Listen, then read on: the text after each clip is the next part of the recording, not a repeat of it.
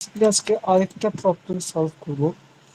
এই স্লাইডটাতে মোটামুটি 4টা কোয়েশ্চেন দেওয়া আছে। এটা একটা 1 2, এটা আমরা কালকে করিয়েছি। 3 4 5, ঠিক আছে। এই 5টা আমরা সলভ করব। আজকে আমরা লাস্ট প্রবলেমটা সলভ করছি। এই প্রবলেমটা পুরোটা সলভ করব না, যতটুকু দেখি কতটুকু করা যায়। তো আমাদের ওই ছকটা লাগবে যেটা আমরা লাস্ট ক্লাসে করেছিলাম। এই ছকটা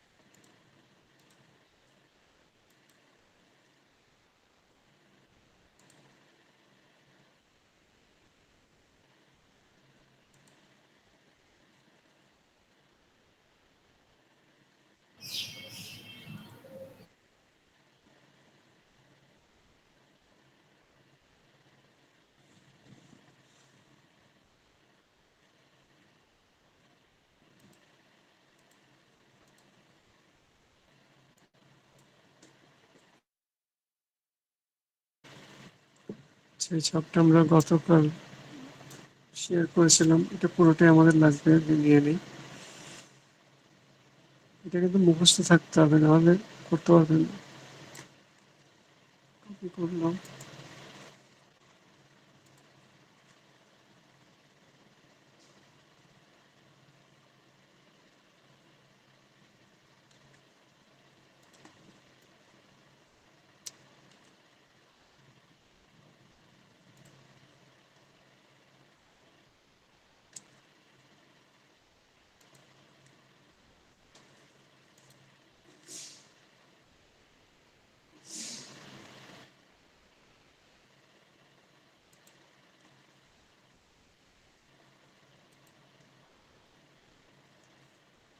আচ্ছা, কোম্পানির নাম হচ্ছে ভ্যালেনকো company.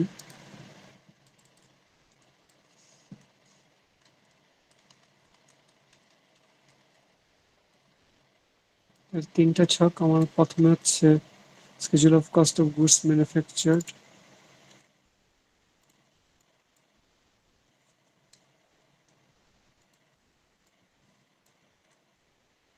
schedule of cost of goods sold, last হচ্ছে ইনকাম স্টেটমেন্ট। এবার আমার ছক তো ফিক্স থাকবে, এখন মানগুলো দেখতে হবে। প্রথমে দেখেন অ্যাডভার্টাইজমেন্ট এক্সপেন্স, এটা কোথায় যাবে? এটা যাবে হচ্ছে ইনকাম স্টেটমেন্টের সেলিং অ্যান্ড অ্যাডমিনিস্ট্রেটিভ এক্সপেন্স। এগুলো আমরা মুছে ফেলতে পারি।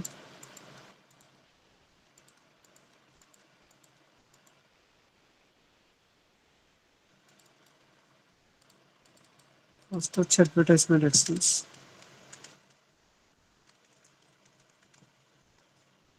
অ্যাডভার্টাইজিং এক্সপেন্স হচ্ছে 2,15,000। নেক্সট হচ্ছে ইন্স্যুরেন্স ফ্যাক্টরি ইকুইপমেন্ট 8,000। তাহলে ফ্যাক্টরি ইন্স্যুরেন্স কোথায় বসবে?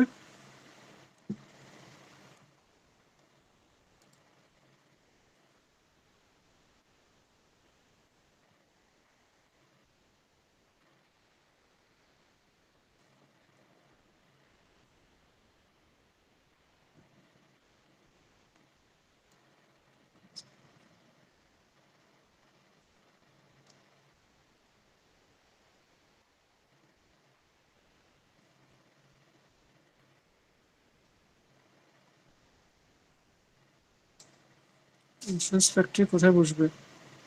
Manufacturing overhead.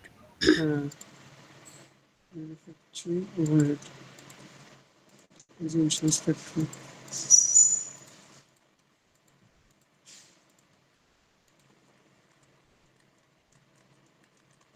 Insurance factory 8,000। Factory related সবগুলো এখানে বসবে। ডেপ্রিসিয়েশন সেলস ইকুইপমেন্ট, আচ্ছা এটা বলেন তো কেউ, এটা কোথায় বসবে? Depreciation sales equipment,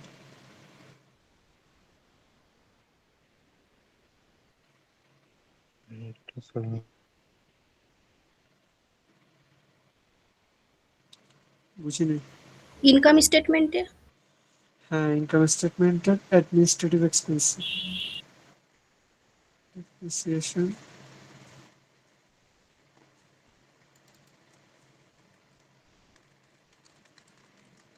sales equipment, sales related সবগুলো হচ্ছে ইনকাম স্টেটমেন্টে। তারপর rent factory 90,000।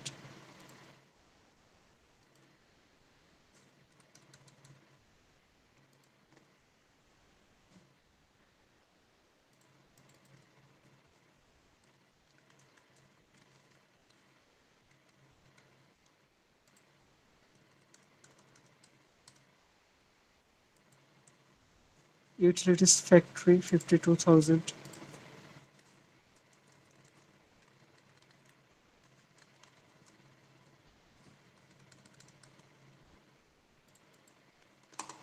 Sales commission, sales commission কোথায় বসবে? 35,000। সেলিং এক্সপেন্সে income statement. Sales commission 35,000। Cleaning supplies factory 6,000, তাহলে ফ্যাক্টরি বলে দেওয়া আছে।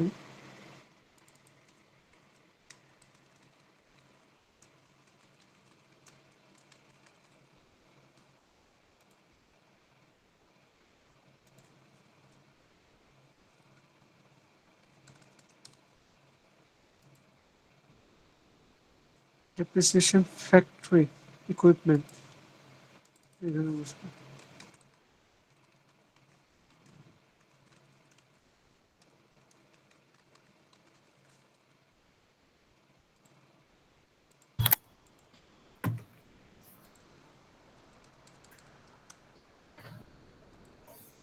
Selling and administrative salaries, salaries বসবে administrative expense 85,000।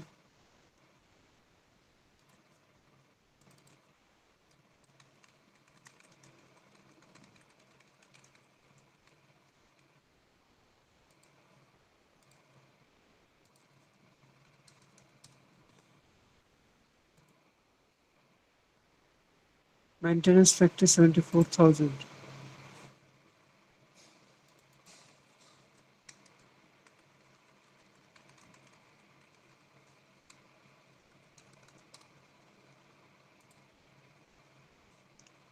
Direct labour, direct labour দেওয়া আছে কোয়েশ্চেন মার্কস, ঠিক আছে। কোয়েশ্চেন মার্কস মানে কি? কোয়েশ্চেন মার্কস মানে হচ্ছে এটা জানি না কত, ঠিক আছে, এটা আমার বের করতে হবে। কোয়েশ্চেন মার্কস আপাতত দিয়ে রাখি,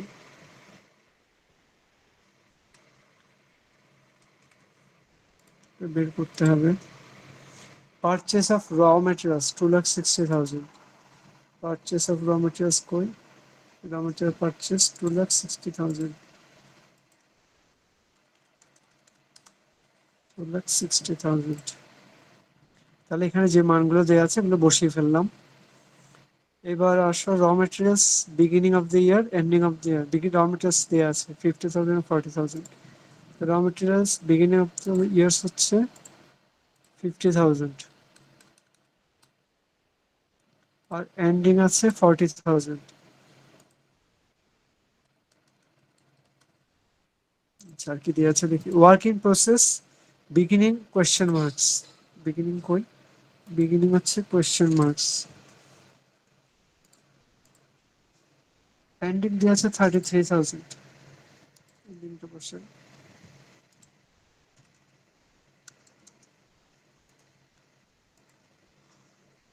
ফিনিশ গুডস 30,000 বিগিনিং, তো বিগিনিং ফিনিশ গুডস কোথায় দরকার?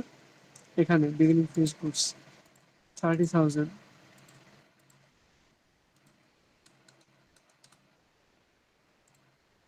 এন্ডিং ফিনিশ গুডস হচ্ছে কোয়েশ্চেন মার্কস, জানা নাই। আচ্ছা, এইখানে এতটুকু হচ্ছে মোটামুটি আমার যা ইনফরমেশন দেওয়া আছে তা আমি সবগুলোতে বসিয়ে ফেললাম। এখানে নতুন কিছু নাই, ছক অনুযায়ী সব বসে যাবে। আচ্ছা, এবার আসেন, এখানে কিছু ইনফরমেশন দেওয়া আছে। The total manufacturing cost for the year 6,75,000। তাহলে এখানে আরো কিছু ডেটা দেওয়া আছে। টোটাল ম্যানুফ্যাকচারিং কস্ট হচ্ছে 6,35,000। তাহলে কোনটা হচ্ছে টোটাল ম্যানুফ্যাকচারিং কস্ট, কোথায় লিখি আমরা?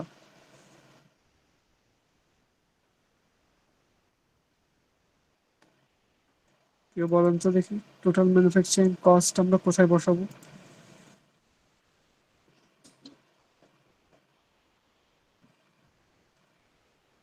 টোটাল ম্যানুফ্যাকচারিং কস্ট ইয়াতে ম্যানুফ্যাকচারিং এই যে ম্যানুফ্যাকচারিং ওভারহেডের নিচে টোটাল ম্যানুফ্যাকচারিং কস্ট, অর্থাৎ ডিরেক্ট ম্যাটেরিয়ালস, ডিরেক্ট লেবার আর ওভারহেড যোগ হয়ে আমরা টোটাল ম্যানুফ্যাকচারিং কস্ট পাই।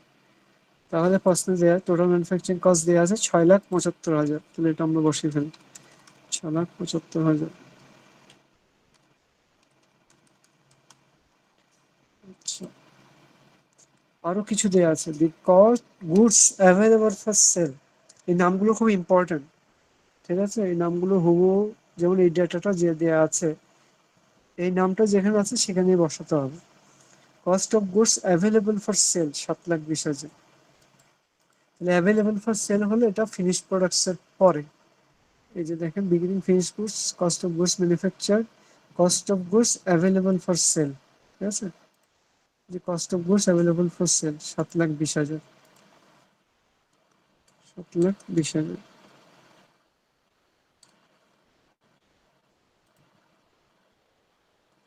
আরো একটা ইনফরমেশন দেওয়া আছে, the cost of goods sold 6,35,000। Cost of goods sold হচ্ছে এটা 6,35,000।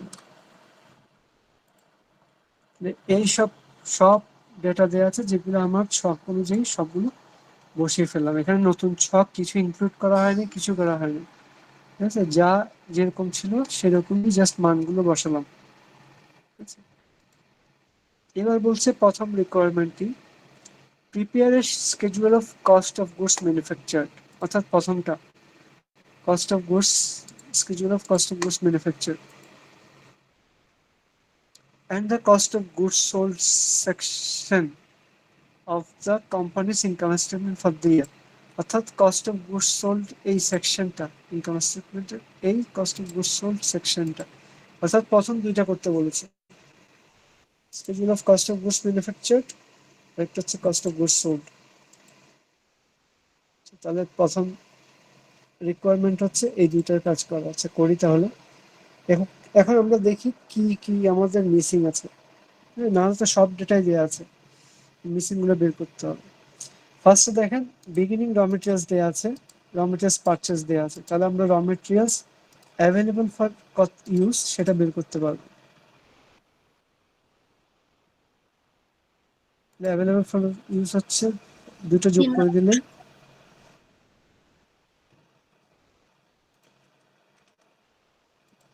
3,10,000 হচ্ছে আমার অ্যাভেলেবল ফর ইউজ। তাহলে এর থেকে এন্ডিং র মেটেরিয়ালস বাদ দিলে আমি পাবো কত র মেটেরিয়ালস আমি ইউজ করলাম। 2,70,000 আমি ইউজ করলাম। এবার ডিরেক্ট লেবার দেয়া নাই, ম্যানুফ্যাকচারিং ওভারহেড, তাহলে টোটাল ম্যানুফ্যাকচারিং ওভারহেড কত এটা একটু বের করি।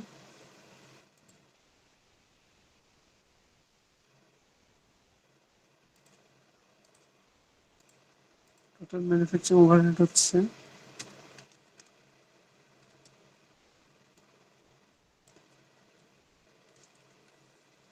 3,70,000।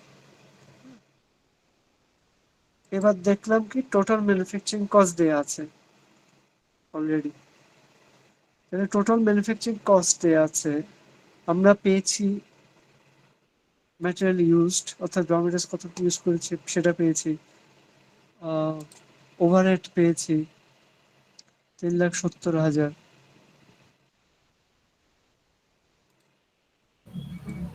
তাহলে আমি ডিরেক্ট লেবারটাকে বের করতে পারবো না? জি স্যার। কিভাবে? টোটাল ম্যানুফ্যাকচারিং কস্ট থেকে ওভারহেড আর হচ্ছে র ম্যাটেরিয়ালস ইউজড বাদ দিলেই তো। হ্যাঁ, এটা বাদ দিলে আমি পেয়ে যাব। তাহলে 6,75,000 থেকে আমি বাদ দেব হচ্ছে এটা প্লাস 35,000 হচ্ছে আমার ডিরেক্ট লেবার। অর্থাৎ এই তিনটা যোগ করলে আমি পাই টোটাল ম্যানুফ্যাকচারিং কি বলে ম্যানুফ্যাকচারিং ওভারহেড, ঠিক আছে, সরি টোটাল ম্যানুফ্যাকচারিং কস্ট। তাহলে আমাদের কোয়েশ্চেনে র মেটেরিয়ালস ইউজটা দেওয়া ছিল আর ওভারহেড দেওয়া ছিল, আমরা ডিরেক্ট লেবারটা বের করে নিলাম আর ম্যানুফ্যাকচারিং কস্টটা দেওয়া ছিল। এবার আসেন পরের স্টেপে, আমার বিগিনিং ওয়ার্কিং প্রসেস দেয়া নাই, তাহলে টোটাল ওয়ার্কিং প্রসেস বের করতে পারছি না। কস্ট অফ গুডস ম্যানুফ্যাকচার্ড দেয়া নাই। আচ্ছা, না থাকলে আমরা পরের স্টেপে দেখি এখানে কি কি দেওয়া আছে। বিগিনিং ফিনিশ গুডস দেয়া আছে, কস্ট অফ গুডস ম্যানুফ্যাকচার দেয়া আছে, sorry cost of goods available for sale দেয়া আছে। তাহলে কি cost of goods of manufacture বের করতে পারবো? জি স্যার। কিভাবে? গুডস অ্যাভেলেবল ফর সেল থেকে বিগিনিং ফিনিশ গুড বাদ বিগিনিংটা দিন। বাদ দিলে আমি পেয়ে যাব কস্ট অফ গুডস ম্যানুফ্যাকচার্ড। এই ম্যানুফ্যাকচারটাকে আমি আবার ইউজ করতে পারবো কোথায়? এই যে কস্ট অফ গুডস ম্যানুফ্যাকচার, একই জিনিস। তাহলে এখানে যে কিন্তু বের করে নিলাম, এটা এখানে বসিয়ে দিব 6,90,000, ঠিক আছে। তাহলে এখন কি বিগিনিং ওয়ার্কিং প্রসেস বের করা সম্ভব? হ্যাঁ। কত হবে বলুন তো?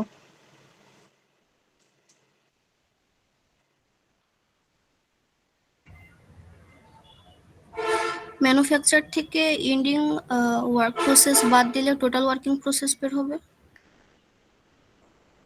আর টোটাল ওয়ার্কিং প্রসেস থেকে ম্যানুফ্যাকচারিং কস্ট আর টোটাল ওয়ার্কিং প্রসেসের বিয়োগ ফলে হচ্ছে বিগিনিং ওয়ার্কিং প্রসেস বের হবে। হ্যাঁ, টোটাল ওয়ার্কিং প্রসেস বের করতে কি করতে হবে?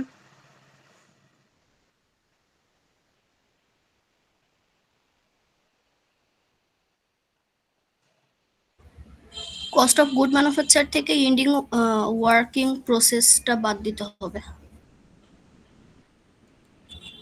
এটা যদি বাদ দেই তাহলে তো 6,30,000 চলে আসবে।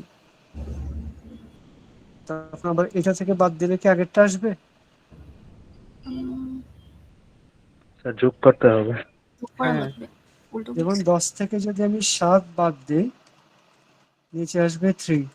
তাহলে আমার যদি উপরে উঠতে হয় 3 সাথে 7 যোগ করলে 10 আসবে, কারণ এটা মাইনাস। হ্যাঁ, উপরে যখন উঠবো আমরা এটা প্লাস হয়ে যাবে। তাহলে কস্ট অফ গুডস ম্যানুফ্যাকচারের সাথে working process, ending working process যোগ হবে। এন্ডিং ওয়ার্কিং প্রসেস থেকে এটা বাদ দিলে এটা আসবে 6,90,000। যেহেতু আমরা উপরে উঠছি সেহেতু একটু মাইনাস আছে, সেটা প্লাস হয়ে যাবে। তো একইভাবে বিগিনিং যেহেতু প্লাস, বিগিনিং বের করতে হলে এটা থেকে মাইনাস দিয়ে বের করতে হবে, কারণ এটা প্লাস আছে,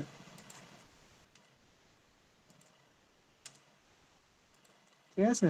ধরেন এটা 10 টাকা, 10 টাকার সাথে আপনি 20 টাকা যোগ করলেন, তাহলে পেলেন 30 টাকা।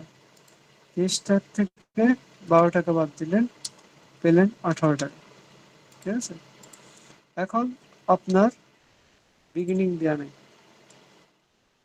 ঠিক আছে, টোটালটা দেওয়া নেই। 18 দেওয়া আছে, 12 আছে, 10 আছে। এখন বিগিনিং আর এন্ডিং বের করতে হবে। এন্ডিং তো যেটা আসবে ধরেন এক্স, এক্স থেকে 12 বাদ দিলে 18, তাহলে x এর মান বের করতে হলে কি হবে, x is equal to 18 plus 12, তাই না? তাহলে হয়ে যাবে 30 হবে টোটাল ওয়ার্কিং প্রসেস। এবার বিগিনিং বের করতে হলে টোটাল ম্যানুফ্যাকচারিং কস্ট থেকে বিগিনিং যোগ করে কি হয়, 30 হয়। তাহলে এই যে টোটাল থেকে এখানে যদি আবার এক্স ধরি, এক্স এর মান কত হবে, x is equal to total minus working process minus total manufacturing cost, তাহলে 30 মাইনাস 10, তখন এটা হয়ে যাবে 20। ঠিক আছে, তাহলে বিগিনিংটা বাদ যাবে আর এন্ডিংটা প্লাস হবে। ঠিক আছে, এটা সবাই বুঝতে পারছে? জি স্যার।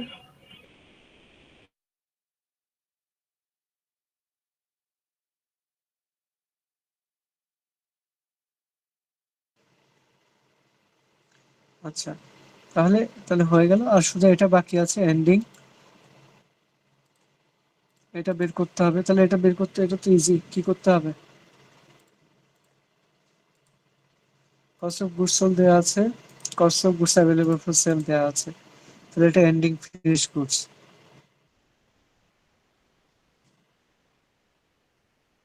কি করব, এটার থেকে কত বাদ দিলে কস্ট অফ গুডস সোল্ড পাবো, তাহলে 7 লাখ। অ্যাভেলেবল সেল থেকে কস্ট অফ ম্যানুফ্যাকচার কোর্স থেকে গুড সোল্ড বাদ বাদ দিলেই দিলে হয়ে যাবে। হ্যাঁ, মানে কস্ট অফ গুডস সোল্ড বাদ দিব এটা থেকে, কস্ট অফ গুডস সোল্ড 85 হয়ে যাচ্ছে আমার এন্ডিং, তাহলে আমার বের হয়ে যাবে কস্ট অফ গুডস সোল্ড।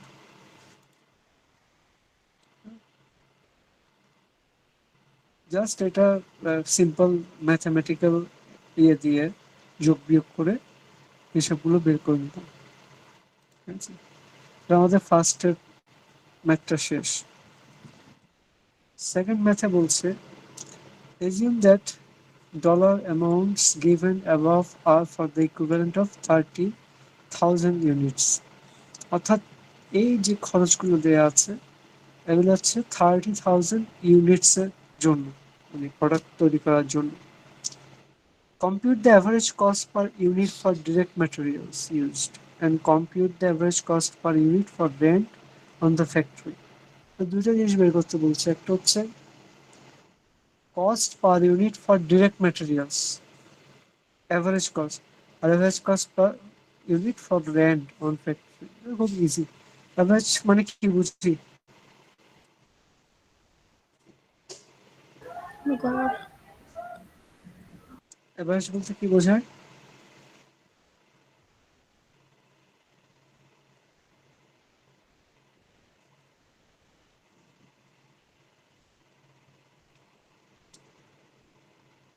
আছেন কেউ? জি স্যার স্যার। গড় বোঝাবে। হ্যাঁ, গড় তো বাংলা, মানে অ্যাভারেজ বলতে কি মানে অ্যাভারেজ শব্দ যে আমরা সবসময় ইউজ করি, অ্যাভারেজ এত, এটা আসলে কি বোঝায়?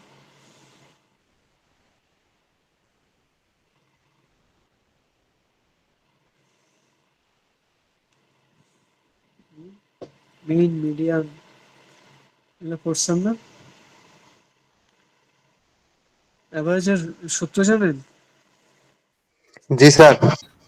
হ্যাঁ, কি সূত্র কি? স্যার, সবগুলোর যোগফল ডিভাইডেড বাই ওই কাউন্টিং সংখ্যা। হ্যাঁ, টোটাল নাম্বার। তাহলে কি কি বের হয় এটা? এটা স্যার একটা গড় নাম্বার বের হয়, যেটা হচ্ছে মানে সব নাম্বারের ভেতরে কি থাকবে আর কি, মানে একটা গড় একটা নাম্বার মাঝামাঝি একটা বা মিডিল নাম্বারের। পয়েন্ট যেটা বলেন। মিডিল পয়েন্ট তো মিডিয়ান। মিন, গড়, গড় দিয়ে কি বোঝায়? সূত্র ঠিক আছে, যেটা বের করলেন এটা দিয়ে আসলে কি বোঝায়?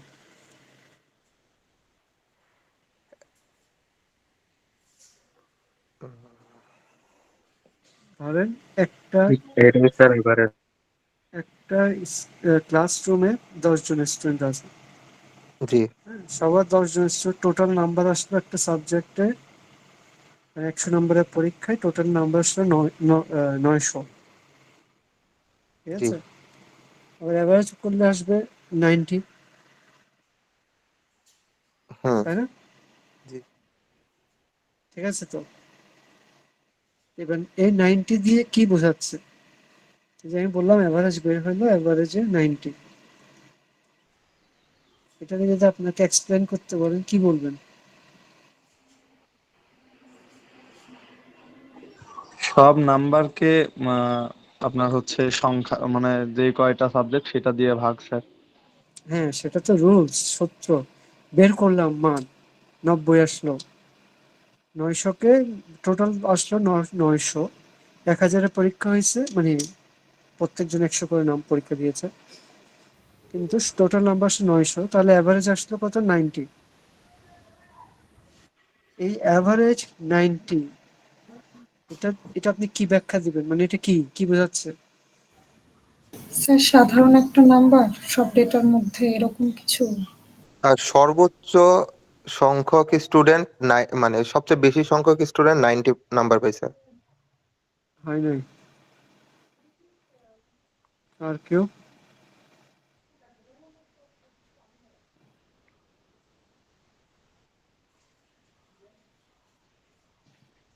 কি বলেন, এটা কেউ বলতে পারছেন না কেন?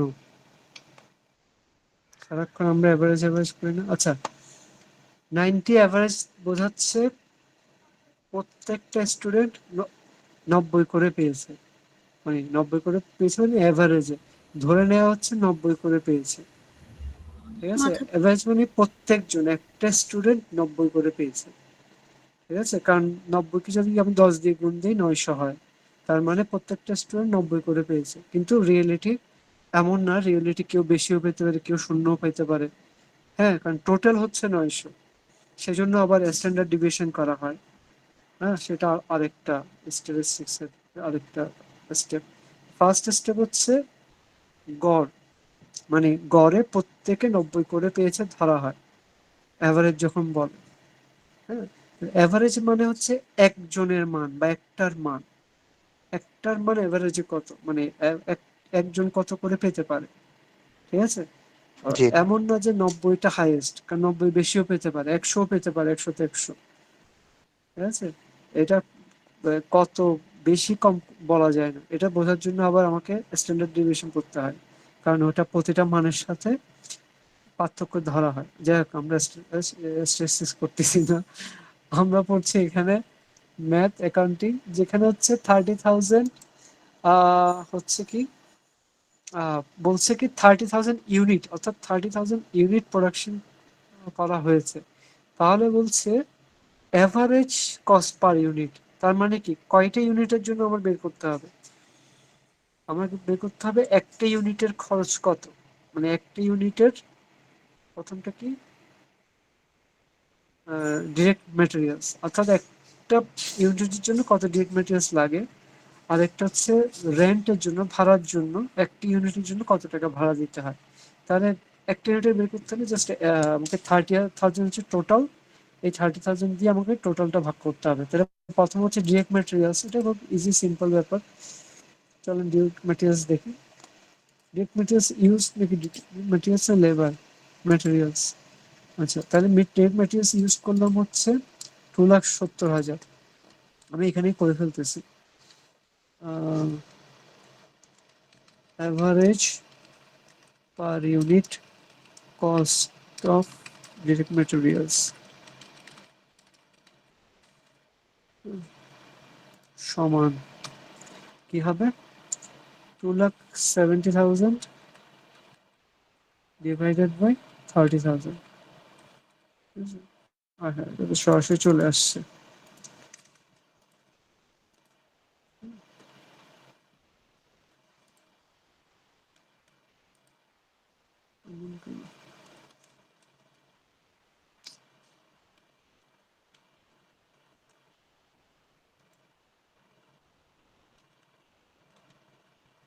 রাখতে চাচ্ছি পরে যেন আপনি বুঝতে পারেন।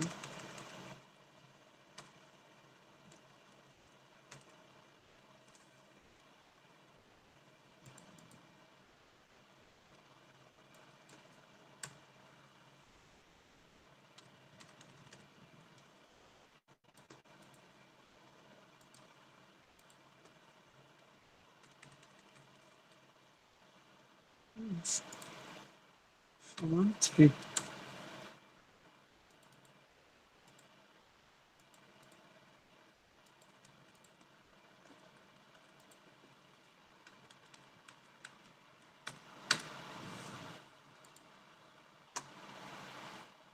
বেশি সমান নিচ্ছে কেন? তাহলে এটাই করতে হবে আর কি, 2,70,000, না আমি 90,000 দিয়ে ভাগ দিলাম কেন, 30,000, সরি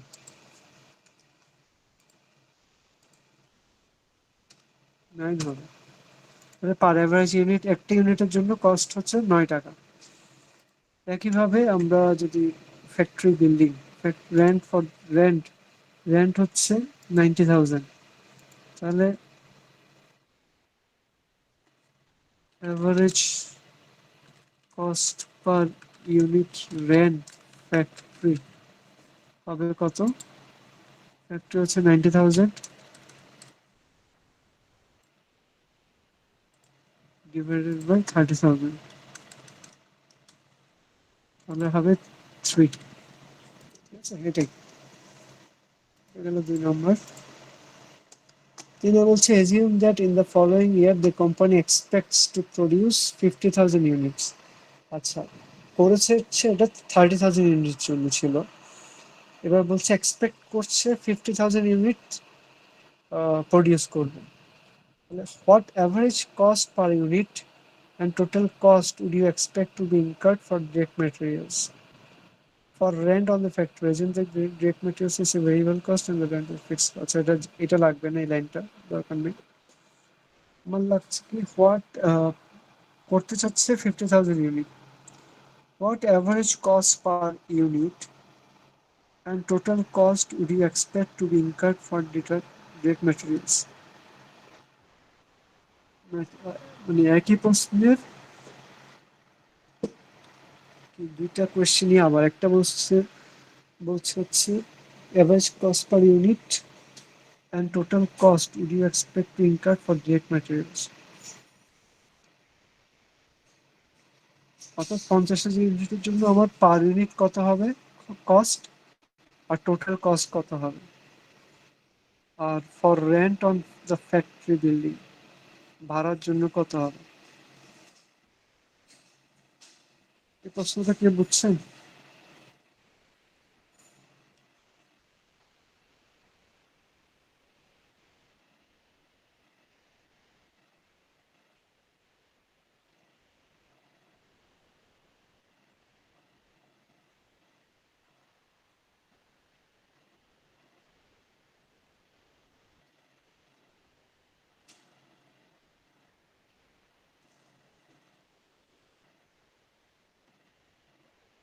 বলছে কি following year the company expects to produce 50,000 unit, 50,000 unit produce করতে চায়। তো what average cost per unit and total cost to you expect to be incurred. তাহলে আমরা পার ইউনিট কস্ট বের করেছি কত, 9 টাকা। ঠিক আছে, তাহলে এটা 30,000-এর জন্য। এবার 50,000-এর জন্য যদি বের করতে চাই,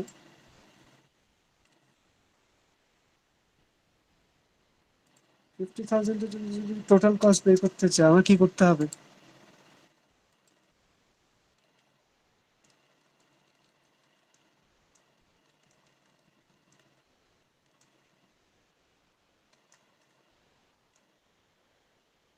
আমি এখন করতে চাচ্ছি 50,000 ইউনিট, এর সাথে যোগ দিব, গুণ দিব 9। 9 টাকা, তাহলে আমি পেয়ে যাবো টোটাল কস্ট, পেয়ে যাবো 4,50,000। ঠিক আছে, 50,000 ইউনিটের জন্য ডিরেক্ট ম্যাটেরিয়ালস কস্ট হবে 4,50,000। ঠিক আছে, আর পার ইউনিট তো একই থাকবে, 9 টাকা, কারণ 4,50,000 টাকা 50,000 দিয়ে ভাগ করলে 9 টাকায় আসবে।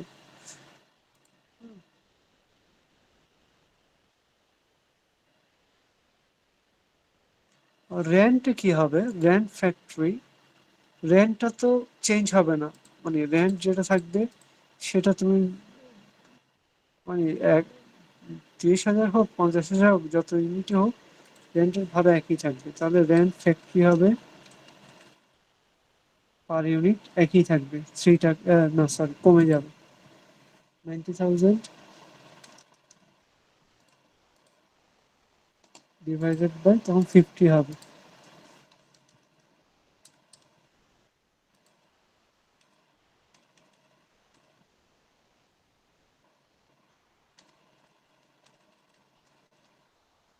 ৳1.08। আগে ছিল 3 টাকা করে, এবার এখানে ৳1.08। ঠিক আছে, এটাই। আর 4 নম্বরটা দরকার নেই, এই 3টা করলে হবে। ঠিক আছে, কার কোনো কোয়েশ্চেন আছে?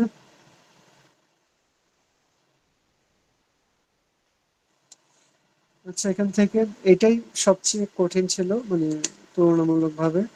এটা করিয়ে দিলাম, এটা আমরা কালকে করিয়েছি, গতকাল। এটা দেখবেন, এটা বাসায় আপনি করবেন। হ্যাঁ, না পারলে এটা টোটাল অঙ্কটা দেয়া আছে, একই ট্রাই করবেন। এটা তো আমরা ক্লাসে করিয়েছি, এটা করাই নাই, এটা আর এটা এগুলো প্র্যাকটিস করবেন। ঠিক আছে, তাহলে মোটামুটি এই চ্যাপ্টারে সমস্যা থাকবে না। আচ্ছা, কারো কোনো কোয়েশ্চেন থাকলে আস্ক করতে পারেন।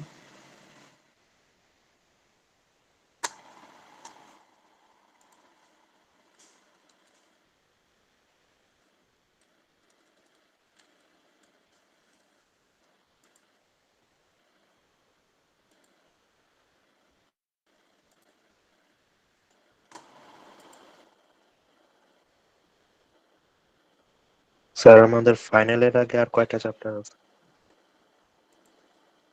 ফাইনালের আগে আরেকটা চ্যাপ্টার।